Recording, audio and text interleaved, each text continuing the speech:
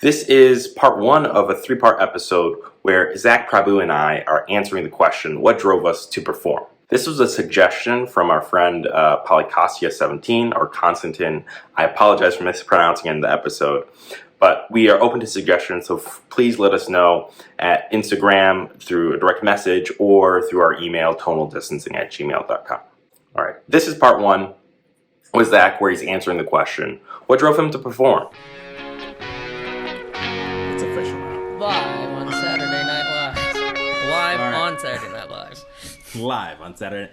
Thank you guys. It's Tonal Distancing again.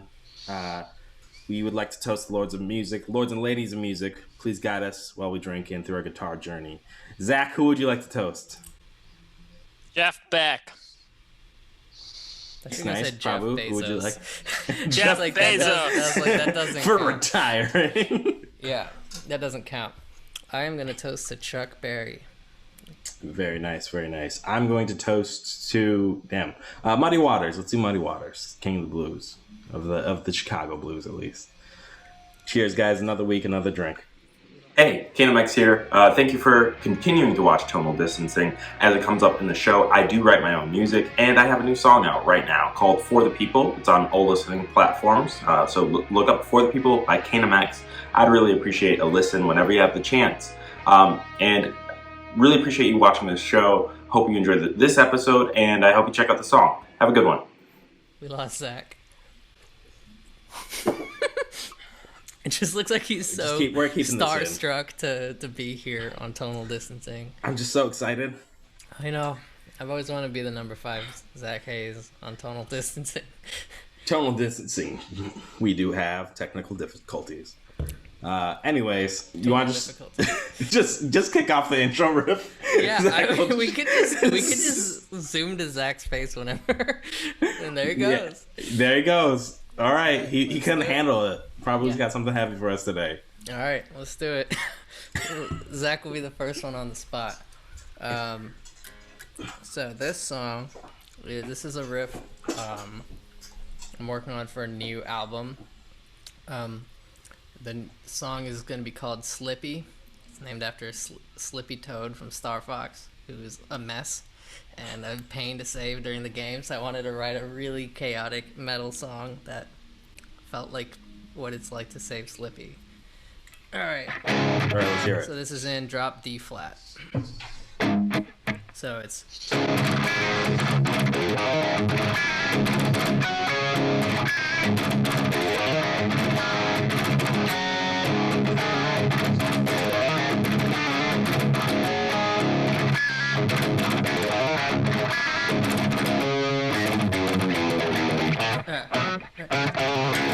That's where it is. I haven't actually figured out what I want to do for that last part, but that's what I'm thinking about. And I can do the next part after. But anyway, so it's in drop D flat. Zach, I know you were a little scared and dropped off, but intimidated. So you can play it for us perfectly. With your non-existent guitar. I mean, just came through one day, just totally like, yeah, no problem. Yeah, so that shape. So basically, think of the D shape, like like a D chord, but move that to up a string, everything up a string, and then your index finger is gonna be on the 6th. Oh. Yeah, so it's a dissonant kind of. So it's done. I like that. So it's just a half step down. I think of it like an impact. Yeah, it's kind of like, cause it's not like it's kind of it sounds a little like more dramatic or weird. So it's and then gallops.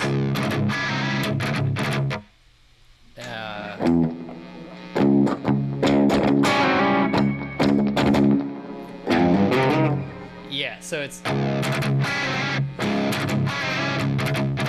then it's you're doing this triplet kind of like So you could practice that. That's a good finger practice too. I think I did it in one of the episodes where it's basically 0 4 5 0 4 5 0 4 5 0 4 5 or 9? I mean 7. or 0 4 7. Yeah. Okay, 0 okay. 4 7. So it's a major. It's actually, yeah. So it's actually a major. That's actually a major kind of run. So I think that's kind of why I like it, because it's not really like it's not as like, yeah, exactly. So it's so it's only that on the 2, and then on the last one you play the D open. Yep. So it's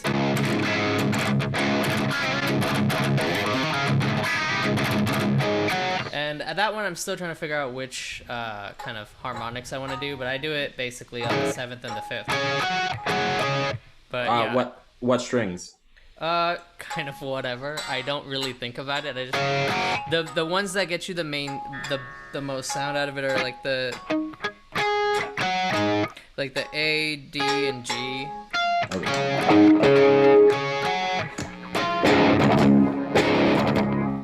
Fucking hell.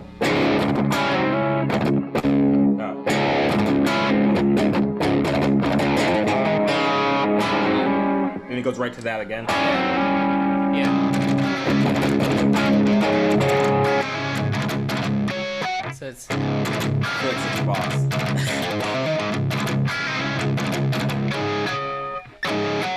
yeah, and you got it down. It's so if you practice it slow, it's actually, Zach, you were talking about alt breaking practice. I just kind of push it to as fast as I can play it because I want it to sound rushed and crazy.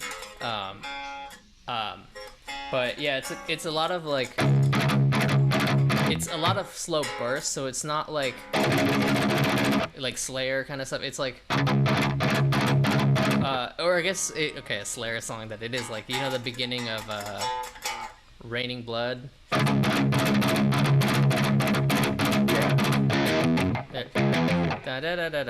then it goes to the impossible part. Yeah, so it's also a good practice because it's a lot of changing strings. So it kind of makes you it helps me learn how to like mute the strings with my left hands a little more, or at least be more precise with my picking on my right hand to be able to pick only the. So it's weird because there's that part which is more precision. We're just gonna ignore Zach. He's in this episode. It's our episode. He's in this episode. We ain't gonna ask slash He doesn't questions. even have a guitar out, so it's okay. Yeah, I thought that was disrespectful. That was disrespectful. Like, you gotta have a guitar, bro. Yeah, we just CC'd him on this one. He's just He's in another meeting. Yeah, exactly. We got conflicting meetings. So yeah, that second time it goes to. It's I play it on the 5th, but then I play kind of the higher string. I don't the harmonics I don't really think about. I just kind of I hit the higher strings because it gives a little bit more dissonance. I'm not going for necessarily an actual note. When you say higher strings, what do you mean? Because I know you think of higher. You mean the thinner strings, like the high. Okay. So the actual higher strings. Yes.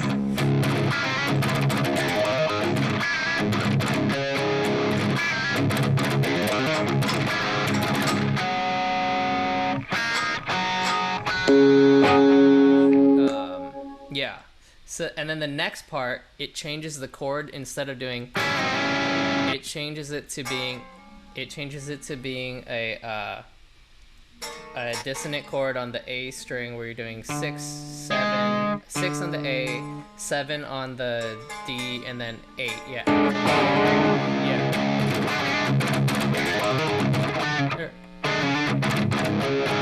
And then it goes back to the thing.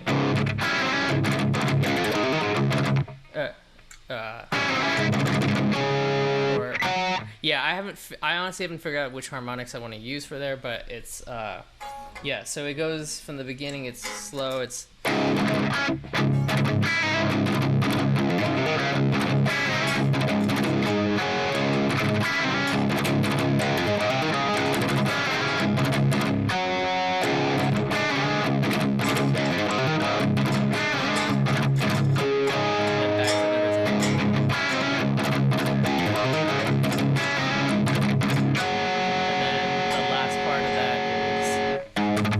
so far what I've written for it. I might swap it out, but I kind of like. So it's you gotta smile on your face. No, okay, so no, totally. What's funny is like I wanted to sit down and learn this and like either stitch or duet this. Or probably stitch it on TikTok. Just be like, I fucking learned it because I remember like the first thing. I think the first time you showed us this, I did a duet of just like, I'm just gonna fucking learn how to play cowbell. Like this shit is ridiculous. Yeah, that's I forgot you made that. Yeah. But I wanted to come back and actually be like, you know what? Fuck it, I learned it. That'd be cool. Yeah, I forgot about that. Because I was impressed by this. Like the first, like it just.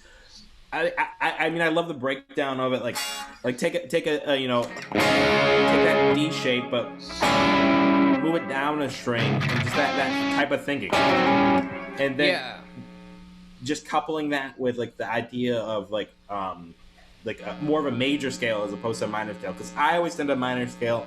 I know a lot of metal and blues and rock tends to minor scales a lot of times, but that's like really. I just think it's like really smart and like a good selection of I guess. I mean, notes, if you want to think of it from a lazy way, I do 3/7 a lot.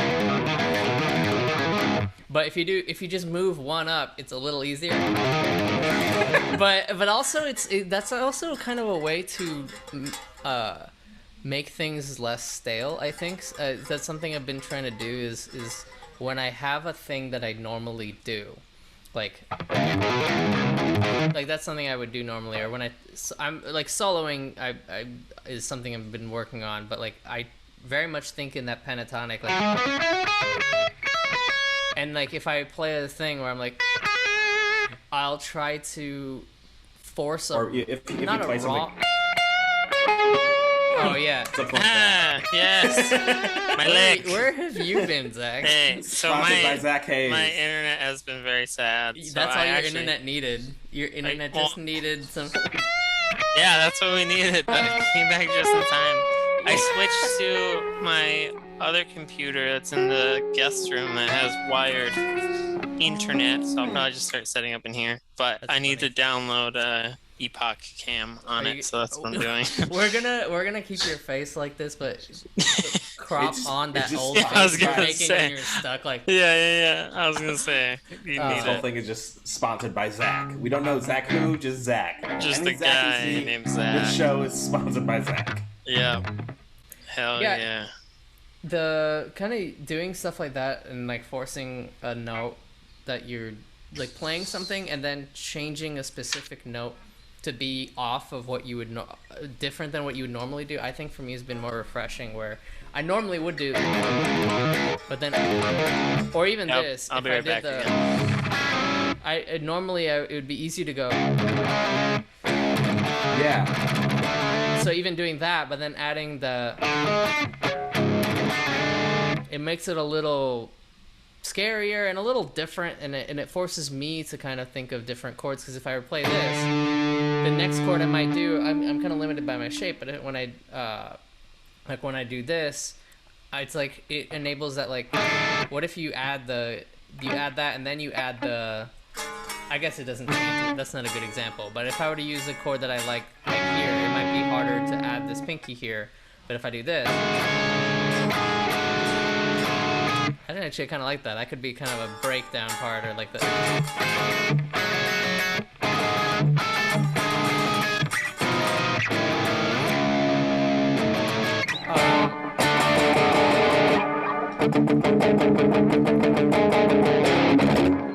Yeah, exactly, and that part that goes.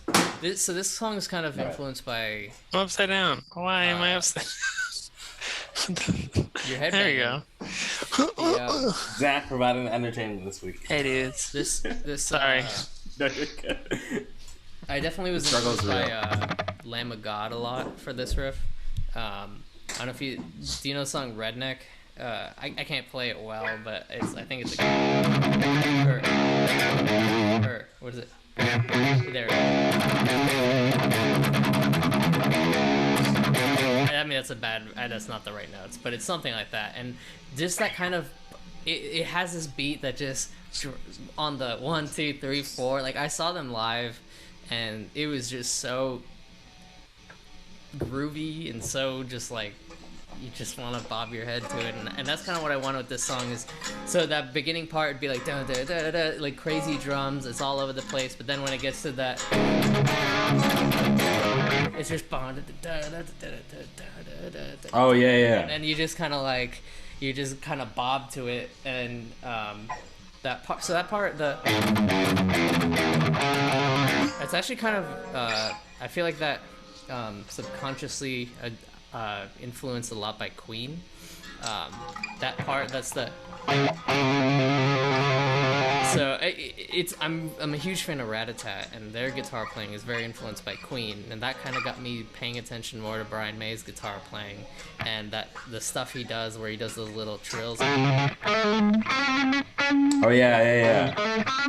Like that song Bicycle. Yeah. And that's so cool and really ahead of its time. Like I feel like Brian May is a very underrated shredder. Like I don't think Queen is an underrated band. I think Brian May, in terms of how heavy of a guitar, like how much influence I feel like he's subtly had in like metal playing, not just rock, but yeah, that. And I like doing that where I'm using chromatics too, where I'm not just because I think the first time I did it, I came up with, but I like making it. So even the next riff, it goes.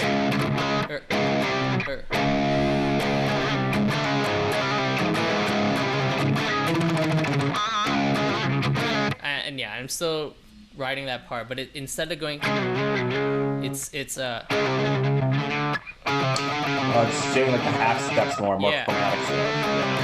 So it's easier to do faster like that, but it's also it gives it this different feel to me, and that riff I kind of just stumbled upon. I think what happened was I wrote that riff first in a different tuning. I think it was in Dadgad, because the tuning wasn't this shape. So you were talking about using the shape like of a D chord. That was actually kind of not intentional, because in Dadgad I think it was this shape that I did up here, but it made that, and then I was like, whoa, that's so cool. So I would just basically, and then I moved it up, but then I was like, I want to play it in just a normal tuning, but that has opened me to think about like using that chord more.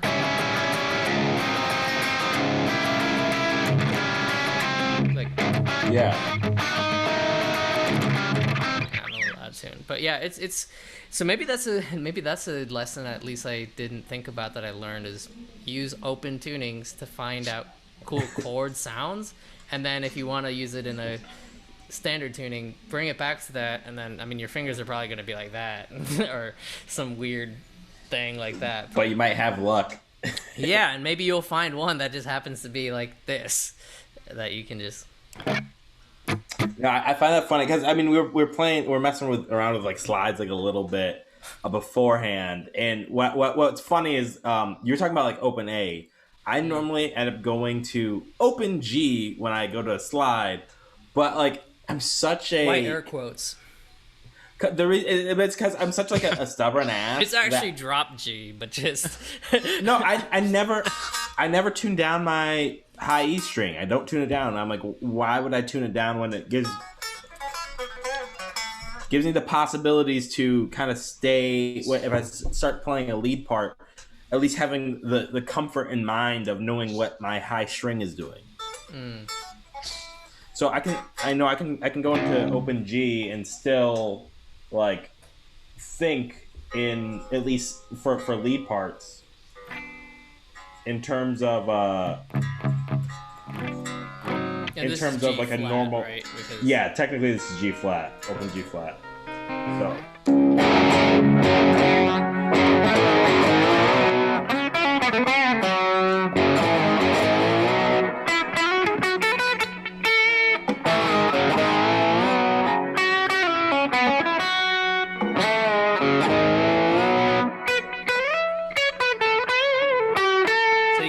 basically do your normal soloing shapes, like, or what were you? You're in G, right?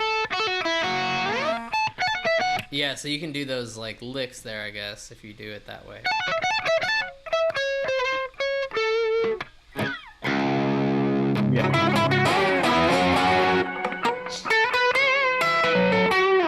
So yeah, I don't know. Like again, I probably shouldn't cheat. I probably should go full open G, but I tend to just do mostly open G, except the high string. That's not cheating. That's creative, because that's how a lot of new tunings are made. You know, just like taking something and then adopting it to your own, and then you're more whatever feels more creativity for you. That's what's best. And I don't know if you know the band Sonic Youth, but I really like. Yeah, I do. Their tunings too. Like they have a tuning, I'm pretty sure that's just all G or like all E's. Like they are some weird tunings that they do, and but the more that you play around with tunings, the further away the guitar is from being a guitar, which can be really helpful and cool because you start thinking in different shapes. You start like being able to build really massive sounding chords. And no, man, you do you. I got your back on this one. I'll shit on you for other things, but. It's not to build chords. I mean, it's like literally just so I don't have to tune an extra string and still do the same lead stuff. So, I mean, I thank you. I'll take it as a compliment. But man, efficiency. I feel like I'm just being You're an lazy. engineer at heart. You're an engineer. You get your guitar out, Zach? No. Is that a no guitar day, Zach? I really don't feel like picking it up and bringing it over here with my axe effects, my convenient axe effects. Anyways, and plugging it in. I can, if you So really want me to. So you know what? We're not going to talk about Slash today. Is that the We're not talking about self- Slash today. He made a decision. We're not talking about Slash today. Anyways, We're not talking about Slash today. We're not. We're gonna move in. Man. One thing I want to say is, it's been really great doing tonal distancing with you guys. It's been fun talking about guitar. And one thing I want to start doing is start like including more people in that conversation with like their thoughts and their ideas. So I threw out something like a couple weeks ago, just asking people like, what topics would you guys like us to talk about? So feel free to get at us at Tonal Distancing on Instagram, or send us an email, tonaldistancing@gmail.com, or say something in the comments below. However you want to let us know. Let us know like something you might want us to talk about, because we're more than happy to talk about it. We have a ton of topics, but we'd like to talk about maybe something that you actually want to hear. Please save me from talking about Slash. I mean, if you guys want, yeah, you we don't want to talk. just go straight to Eric Clapton's Instagram page and just shit on him. That would be a good way to support tonal distancing. Or if you like bucket. No. Hey, we may have our grievances for Eric Clapton for different reasons. I still think he's a great guitarist.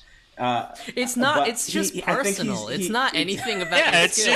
it's nothing about his guitar personal. playing. Exactly. It's purely Eric Clapton came and slapped us all in the face. You guys wanted to know, but so Send us anyway, your favorite Buckethead song, and we are sure to talk about it on this podcast. yes. I'm gonna be sick. You get your damn guitar, and then we'll. I was gonna say, don't make me cut go that get out. my guitar. Before we talk about Get your damn guitar, and I'll edit it out. But it's so much effort. oh my god, I'm really defeated this today. we'll let you be defeated. I don't want to We'll go to talk. work and do work. I want to just go and get paid to do nothing. I mean, although yeah. we don't pay you, none of us get paid for this right now. But No. one day.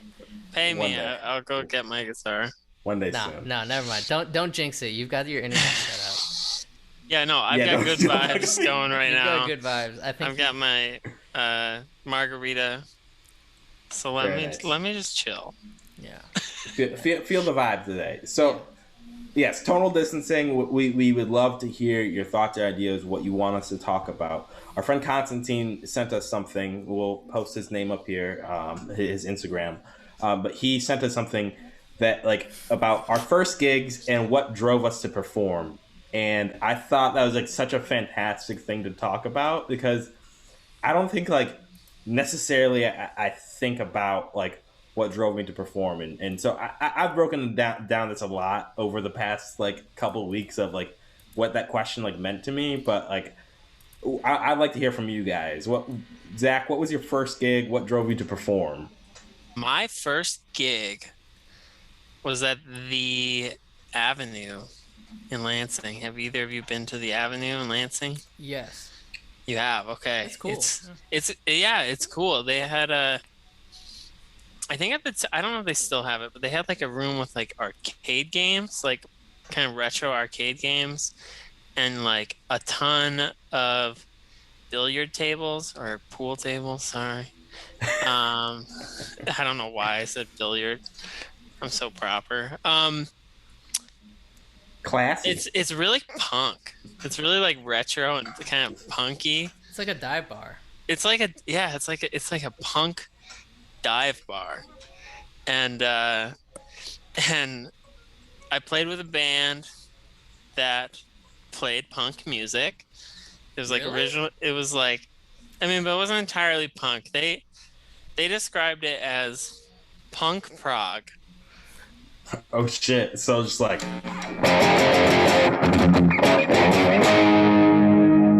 Kinda. It's a straight from the Kinda. pat. It was very unique. It was very unique.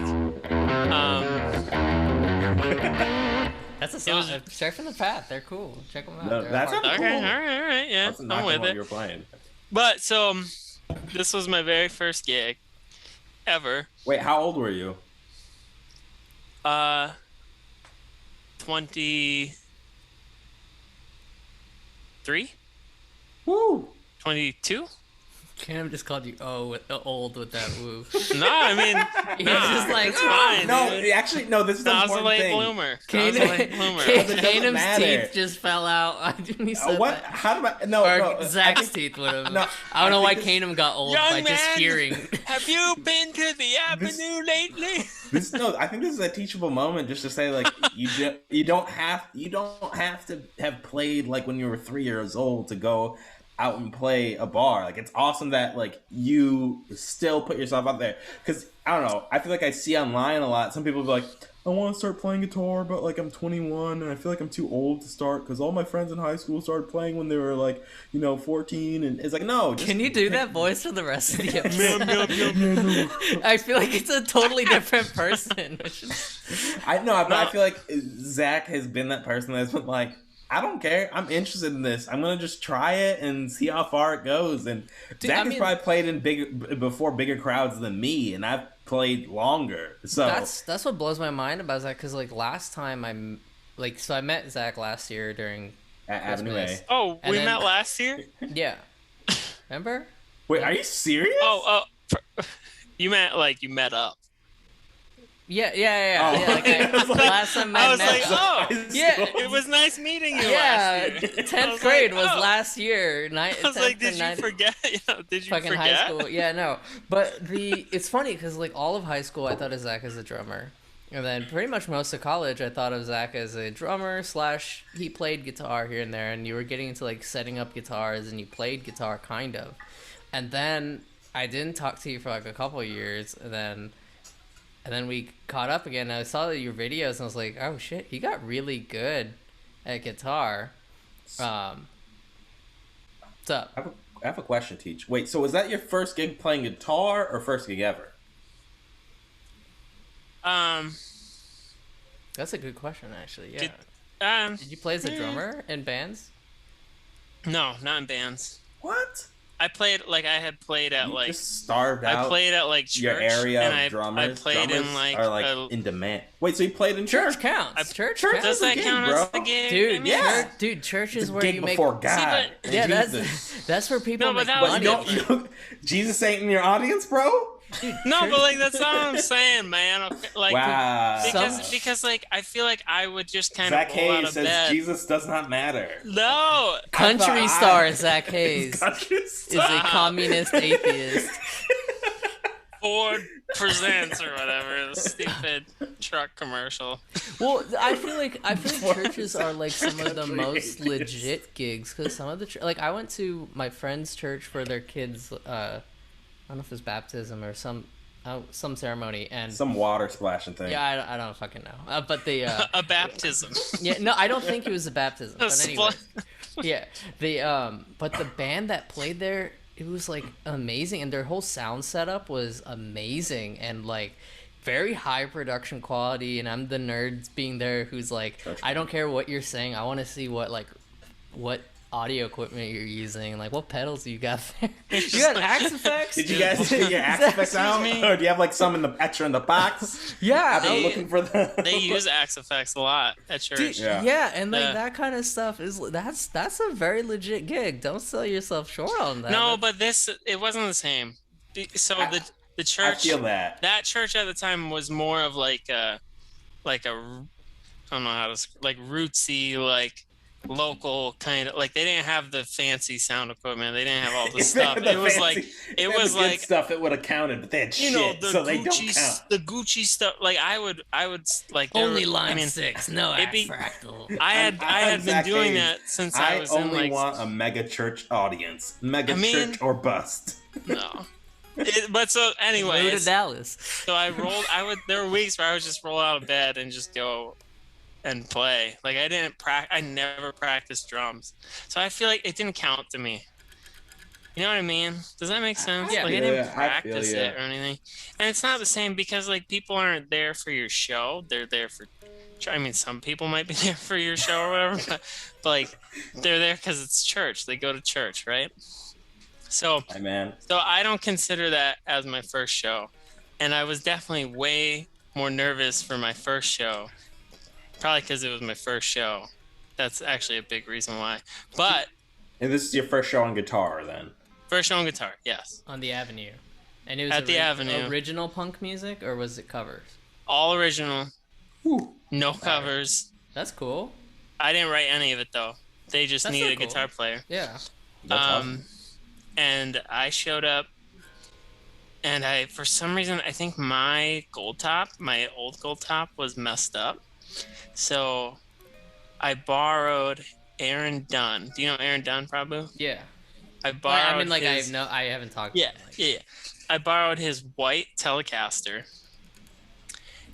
And I don't know what, I think it was just because I was so nervous at my first gig, but I was picking, like, I just wasn't using normal technique. I was doing some weird technique, and I was grinding my finger on the strings just because, like, I was nervous.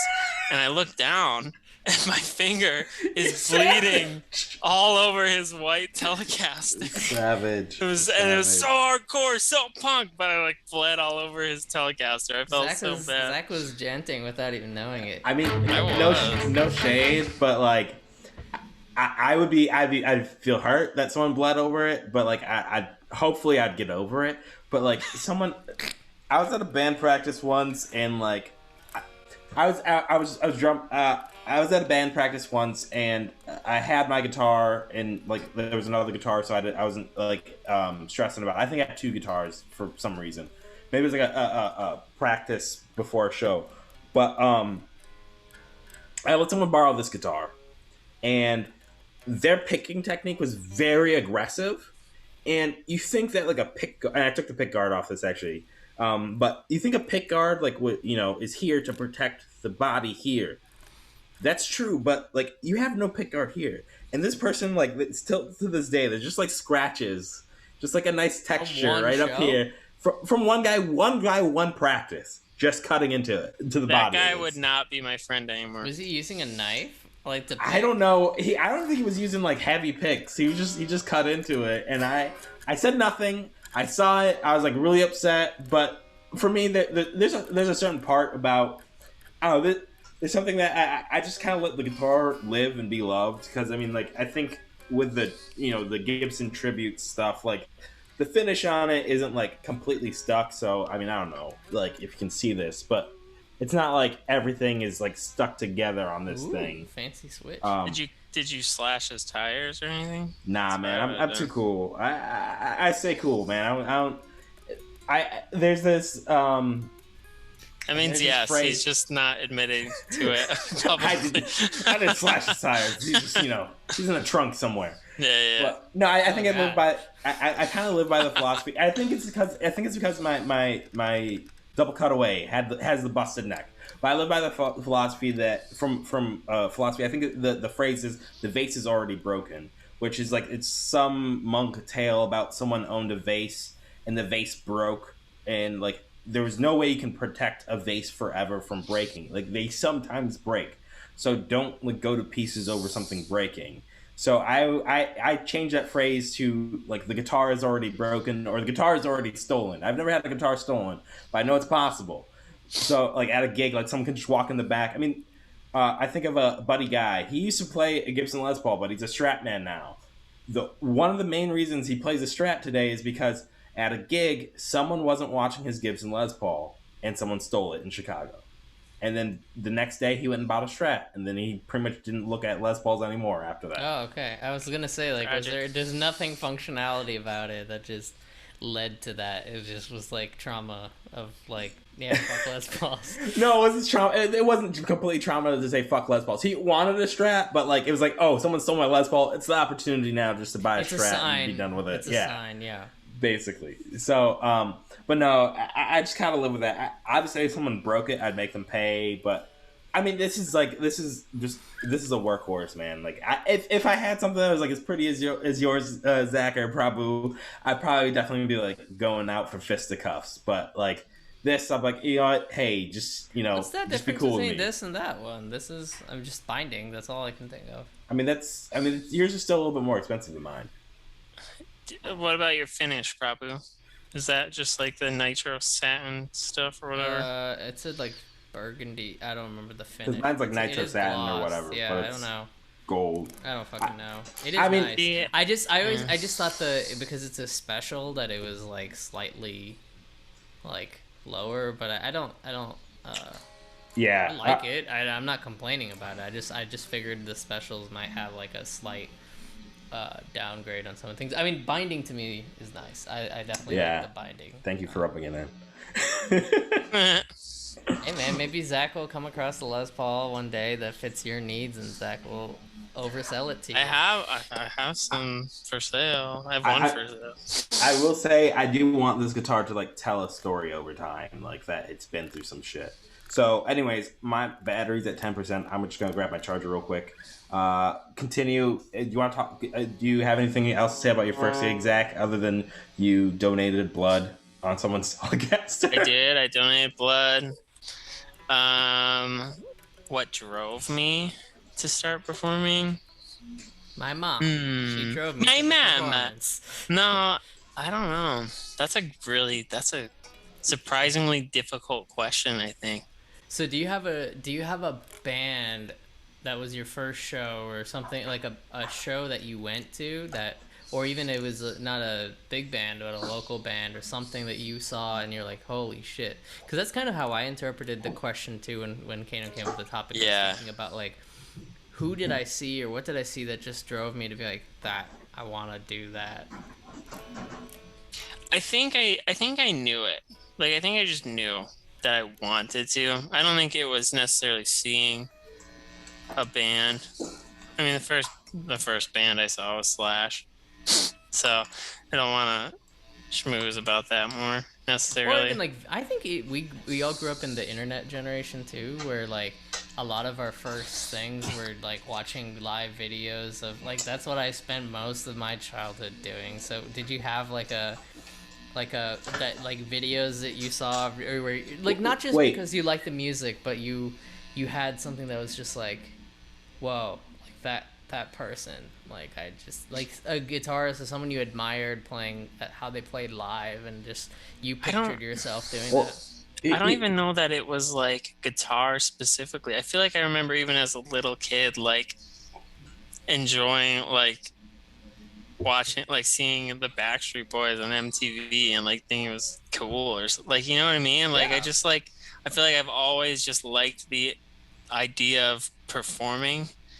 I'm kind of reflecting on this now because I never really consciously thought about it, but like even like going into like drumline and performing like with drumline, like I always loved like when we would play at like the pep rally or whatever, or like the third quarter at the football games and stuff like that. So I guess I don't know. I've just always kind of known I liked it and that I wanted to get on stage, even though first getting on stage, I was very nervous about it and unsure and stuff. But that's it, I guess. I don't know. How did you first start playing like any instrument, or let's say drums or guitar? Because I mean, those kind of lead to the avenue that you're in now. Because I think about that for myself. Sixth grade, I was going to go into band. I think I wasn't going to go into band at all. I think my mom was like, "Oh, you don't want to do band?" Because I felt like I vaguely have this thought of remembering like, "Oh, band's for nerds." Everyone's gonna think I'm a nerd or whatever. So I went into band. At the time, he really thought Asians, but then he remembers Yeah. So I think, you know what? I'm just like in the back of his memory, like, fuck you, Yeah, racist. I think white guy. I think it was my mom. I went with the orchestra, because man. I think I wanted to do orchestra, and I feel like my mom was like, "You want to do orchestra?" And I like That's for the distinctly real losers. That's for the real Asian. I distinctly recall this conversation where she was just like, "I just can't imagine you playing a little violin. I feel like you'd look so miserable." Like, I feel like I remember her saying something like that specifically. And then she talked me into going to band, and we had to like pick our instrument the first week or whatever. And I put percussion as my first choice, and I feel like I put like clarinet or something as my second choice. I'm really glad I didn't play clarinet. No offense to Kristen who played That was clarinet. me. I played clarinet. Yeah, hell yeah. You know what's I up. played violin, man. I was a disappointment to your mother. Disappointment. You're just miserable. But so you had to try out for percussion, and part of it was like knowing the notes from like a piano. Didn't every guy want to be on percussion? Yeah, basically? there were like 20 people that probably tried out, and they picked 6. And I distinctly recall failing. There were 3 tests. I distinctly recall failing 2 of them. Like, I don't think I got all the notes right on the piano, and we did this other test. I just remember failing it. And then the last test was the teacher asking, "Why do you want to do percussion?" And I remember saying something like, "I just feel like it would be a really good challenge and a good way for me to like grow as a person," or something like that. What kind of interview? And then that was it. Have you gotten every job in your life, Zach? Yeah, dude. Always gave the best interview answers. And then he shows up like, "I don't want to get bring some my booty guitar. and I don't want to." I don't want So to that's open how- my guitar and do things. Yeah, no, Yeah, so now that's it's- it. he So that's just how it wants to- started. He And spent then 3 hours a day practicing, and now I can't grab a guitar. see, you know what? No, okay, I'm figuring it out now. I'm like reverse engineering all of this. It's always the best things have happened in my life at points of reluctance, because I was really glad I was in percussion, and then 8th grade going into 9th grade, I wasn't gonna continue doing it and go on to like drumline, but everyone in percussion talked me into it. They're like, "No, Zach, you got to do it." So then the day of, I auditioned for the drumline, and they laughed at my long hair. The judges were laughing. Yeah, Can we put walked that in for picture my up on audition. here? I walked in. Yeah, put that up there.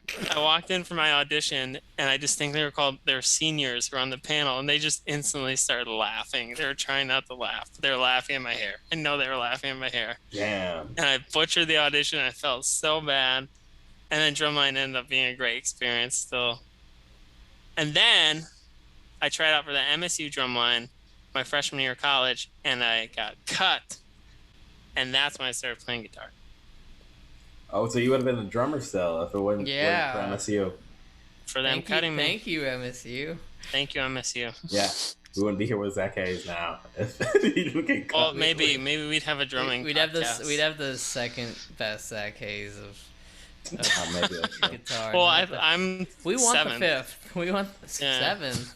Hey, come on. I thought I was 7th. No, come on. No, Pick you got yourself 5th. up a little bit. What? I'm number 1 now. Did I get promoted? You're not 5th. number 1. You're not promoted. You've been Well, consistently okay, if I'm 5th. 5th and you're gonna get 2nd, so you would have upgraded. So I'm holding you Yeah, guys but back, we man. want 5th. We want.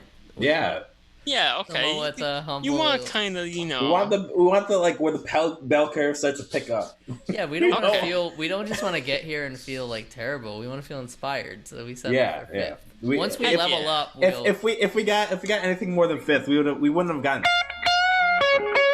Yes, That's crazy yes. shit. That's what I you've love been it. showing us. I love it, I We love it, I we love it. wouldn't have learned that.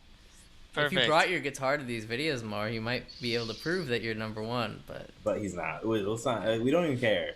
okay. But If I'm not gonna get demoted, I mean, I guess I'm okay with fifth. That's that's fine. The final thing of three things. of three things. The final thing that I just wanted to say is that I am a proponent of late bloomers. It's kind of like where Kanan was going with that because I'm old.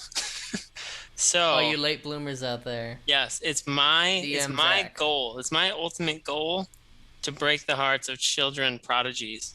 Because normally we're supposed to be the ones fearing them, right? It's We're my the ones goal. that fear them when we go on that Instagram. kid on Instagram just. Yeah, and there's like a 7-year-old kid shit and he on him. shreds better than you. I'm reversing it. I'm saying you should be fearing me because I'm a late bloomer. And when you turn 27, I'm going to be 52. I'm going to be way better than you, stupid little kid. So, And I'm gonna have a that's- job. yeah. So that's my and motivational beautiful advice. guitars. You still have Hopefully. your Dickie I live Jackson. to tear children's dreams down. Yeah, no, that's That's what we're legitimately about here. my life goal. Destroy. Just destroy children prodigies that are better than me by becoming better Children than are they not could the ever be. future. Yes. Donald is-